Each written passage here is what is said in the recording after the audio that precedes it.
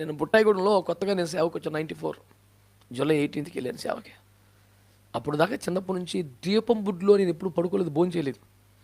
ఎప్పుడైనా కరెంట్ పోయిందనుకో దీపం వెలిగించి భోజనం పెడితే తినేవాడు కాదు. ఎన్ని దెబ్బలన్నా తినవాడు కానీ అన్న తినవాడు కాదు దీపం పెడితే. నాకు కుదరదు, నాకు వద్దు అంతే. కరెంట్ లేకపోతే ఏం చేయమంటావు? నేను ఏం చేయమంటలేదు కదా, నాకు వద్దన్న అంతే. అసలు ఎత్తనవా తిను. గోబలు వాయించేస్తే ఏడ్చి పడుకున్నాడు కానీ అన్నం తినవాడు కాదు. అసలు దీపం వెలుగులో తింటామంటే కుదరదు, నచ్చదు. మరి పల్లెటూరులో కరెంట్ పోతుంటుంది కదా, అప్పుడు ఇన్వర్టర్లు లాంటి సీన్ ఉందేటి, అది లేని కాలం కదా. ఎన్ని దెబ్బలన్నా తినడం కూడా ఒక ముద్దన్న తినడం కరెంట్ దీపం పెడితే. అలాంటిది ప్రభు నన్ను ఏజెన్సీకి సాగు పంపిస్తే రక్తం చేయి. అసలు నేనున్న కొంప కరెంటే లేదు, కరెంటు పోవడం ఏంటి అసలు. అమ్మ నువ్వు బలి సెట్ చేసావు తండ్రి. ఒక మంచి ఏ క్లాస్ లాంతలు అసలు పొగరావు, పెట్రోల్ మార్క్స్ లైట్లు అక్కడే తినలేదు మనం. చిన్నప్పుడు 7 అంటే ఒక చేతిలో డ్రమ్ము, చేతిలో పెట్రోల్ మార్క్స్ లైట్ పెట్టుకుని వెళ్ళాము ఎక్కడికి వెళ్ళినా. దానికి ఆ మ్యాంట్లు కట్టడం అనేది పెద్ద టాలెంట్, అది చిన్న విషయం కాదు. దాన్ని వెలిగించి దాన్ని పొజిషన్ తీసుకొచ్చి అలా చేసేవాడికి ఎంత డిమాండో. ఇది కొనుక్కొచ్చి కొంచెం వెలిగించిన బాబు అని చెప్పాడు. రకాలేదంటే ఒక రకంగా ఉండేది ఏంటి. అందులో మనం ఫుల్ పని నిపుణత గల పనివారం. సేవ అంటే అది కదా. కానీ అంత మంచి దీపాలు పెట్టి తినమంటే నేను చేస్తే నాకు కరెంట్ రావాలి, లేకపోతే నేను తిన్నాం. ఇప్పుడు అసలు చిన్న దీపం చూసారా, ఇంత రౌండ్ది, అది పెడితే అన్నం తినాలా. ఇప్పుడు కుదరదు, సేవకు వచ్చేసాము. ఎదవేసరి అయితే గోపాలు పోద్ది వేసి రక్తం వేసి. మమ్మీ డాడీ కొడితే కాసేపు తగ్గిపోద్ది, కానీ యేసుప్రభు కొడితే అది వేరుగా ఉంటుంది. ఓరి నాయనో తేడా వచ్చేసేలా ఉందే. సచ్చినట్టు కూర్చున్నాం.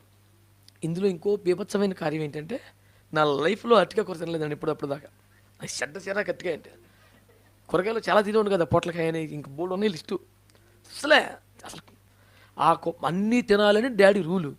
ఖచ్చితంగా తినిపించే సమర్పణ మమ్మీది. దెబ్బలు తినేసాను అంతే, పొరపాటు తినను కాదు. ఏడ్చి పడుకోవటమే కన్నీళ్ళ ఆహారంగా, కానీ అది మటుకు తిన్నాం. అక్కడికి వెళ్తే ఫస్ట్ భోజనం అట్టికే కూర, దానికి సపోర్టు ఇంత దీపం చిన్నదే. మీరు నమ్మండి, ఉదయం లేచాక పోన్లేమ్మా ఇప్పటికే బాధపడుతున్నాను, నువ్వు మళ్ళీ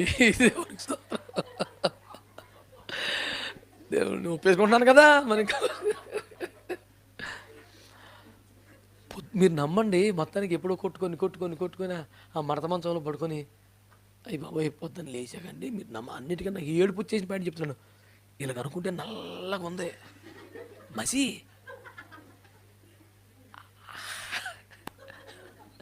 లిటరల్గా ఏడ్చేసాను నేను అలా చూసుకుంటా. నల్లగా బాబు ఏమైపోయిందంటే, ఆడు సింపుల్గా మసి పెడతా కదండి, దీపం కదా అన్నాడు. వచ్చి మసి పెడతాదా బాబోయ్ అంటే ఇది పీల్చేశారు కదా, నా ఊపిరితిత్తుల కన్నా పట్టేసి ఉంటుందా అంటాను నేను. ఎందుకు చెప్పాను తెలుసా, దీపం అలాగ ఎడితే మొత్తం మెసెట్టేసింది మనిషికి. మన దీపం ఎలా ఉండాలా, అది నాకు ఎక్కడ వెలిగించిందండి, మసి పెట్టేసింది ముఖ్యండి. మనది ఏ రకమైన దీపం అని అడుగుతున్నాను. అది జనములు నీ వెలుగును చూచున్నట్లుగా మా సత్క్రియలు వారి ఎదుట ప్రకాశింపనేమన్నాడు. ఇది కొడిగట్టిన దీపం, మసిబారిపోయిన దీపం. ఏం దీపం ఇది?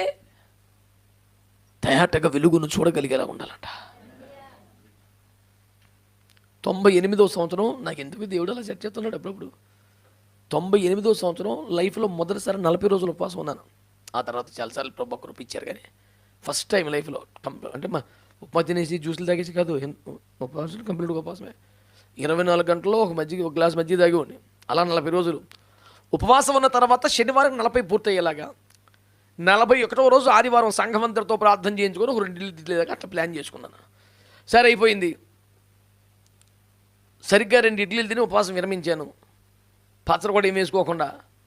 అప్పటికి మనకి పంచదార ఫ్యాక్టరీ లేవు కనుక పంచదార అద్దుకొని ఇడ్లీలు తినేసాను. అయిపోయింది కోవడం. అయిపోగానే బస్సు ఎక్కి రాజమండ్రి దగ్గర గ్రామానికి ఆ నైట్ సభలోకి వెళ్ళాలి. బస్సులోకి వెళ్ళిపోయాను. దేవుడు మనకి ఇచ్చిన పరీక్ష ఏంటంటే, ఆ రోజున బస్సు ఎక్కితే సీట్లు లేవు, ఇక్కడ నుంచి అన్నవరం దాకా స్టాండింగే. సరే అయిపోయింది, అక్కడ చేరుకున్నాం, వాడపడ్డాం. దేవుడి కృపలో మంచిగా వాడుకున్నాడు. దేవునికి మహిమ కలిగిన అనేకులు దీవించబడ్డారు. భోజనాలు కూర్చుంటే దేవుని స్తోత్రం, వాళ్ళు పెట్టింది తెలుసండి, అరటి పువ్వు కూర అంట. ఎందుకంటే భూమి మీద బోల్డ్ కాయగలరు. అలాగే అదేం ప్రేరేపణ వచ్చిందో మరి? అరటి పువ్వా? అరటికాయే? 40 రోజులు ఉపవాసం ఉండి ఒక ఇడ్లీ తిని వెళ్తే కూర అది. వాక్యం గుర్తవుతుంది, నీ ముందర పెట్టిన తిను, ఏ రక్తం చేయి, మాట్లాడుకో, నోరు మూసుకో, నీ ముందర పెట్టిన తినంతే. ఇప్పుడు ఏం చేయాలా? 40 days ఫాస్టింగ్స్ కదా, అది అంత మంచి ఆరోగ్యవంతుడు కూడా గబుక్కు అరిగి సాగుతుంది. ఇప్పుడు నా పరిస్థితి దెబ్బతో నేను అయిపోయినట్టు, ఇంకా తండ్రి నీ చేతికి నా ఆత్మను అప్పగించుకుంటున్నాను, నన్ను క్షమించి తీసుకో ప్రభు అని ప్రార్థన చేసి తినేసాను. మరేం చేయను? అందులో ఇంకో కలిపారంట, అందులో పెసరపప్పు కలిపారు. అరటి పువ్వు పెసరపప్పు, అది మంచి కాంబినేషన్ అంట. తిన్నాను కానీ రాత్రి అంతా భయమే, నాకు ఇప్పుడు వాంతులో విరోచనలు అయిపోతే నేను చచ్చిపోతాను నేను. అది తెల్లవారిసరికి శుభ్రం ఉన్నాను, ఏ జబ్బు లేదు. బతికించవు దేవుడా. మనకి ఏదైతే ఇష్టం లేదో, మనకి ఏదైతే అసలు కుదరదో కరెక్ట్గా సెట్ చేస్తాడు యేసుప్రభు. అబ్బా, మా మమ్మీ వాళ్ళు ఎంత నవ్వేవాళ్ళంటే, అయిందా ఇప్పుడు రాని కరెక్ట్గా అని. అసలు మామూలుగా ఉండేది కాదు. గ్లాస్ బియ్యం వండుకుంటే ఒక గింజేమో బాగా ఉడికేది, ఒక గింజ రాయిలాగా ఉండేది. 100 రకాల బియ్యాలు కదా అందులోని. ఒకటేమో ఉడికిపోయేది, ఒకటేమో ఇంకా గట్టిగా తెచ్చేది, ఒకటి ఎర్రగా ఉండేది, ఒకటి తెల్లగా ఉండేది. ఏమి టాలెంట్ లేకుండానే కిచిడి వండేసిన ఫీలింగ్. వైట్ రైస్లాగా ఉండేది, ఏంటి రంగులు రంగులుగా ఉండేది. దేవుని స్తోత్రం. మనం వెలిగట్టుంది చెప్పండి. నాకు పెట్టిన దీపంలాగే ఉందా మందే? మసెట్టేసి, జనములో నీ వెలుగు చూసినట్లుగా మీ సత్క్రియలు వారి ఎదుట ప్రకాశింపనివ్వండి. మీ నీతి క్రియలు, మీ సత్క్రియలు ఒక సాక్ష్యంగా పరిడి వెళ్ళాలి భూమి మీద. వెలిగించబడ్డ నీవు ఎలాగుండాలి? మరుగై ఉండకూడదు, మంచం కింద కొంచెం కింద ఉండకూడదు, దీపస్తంభం మీద ఉండాలి. నీ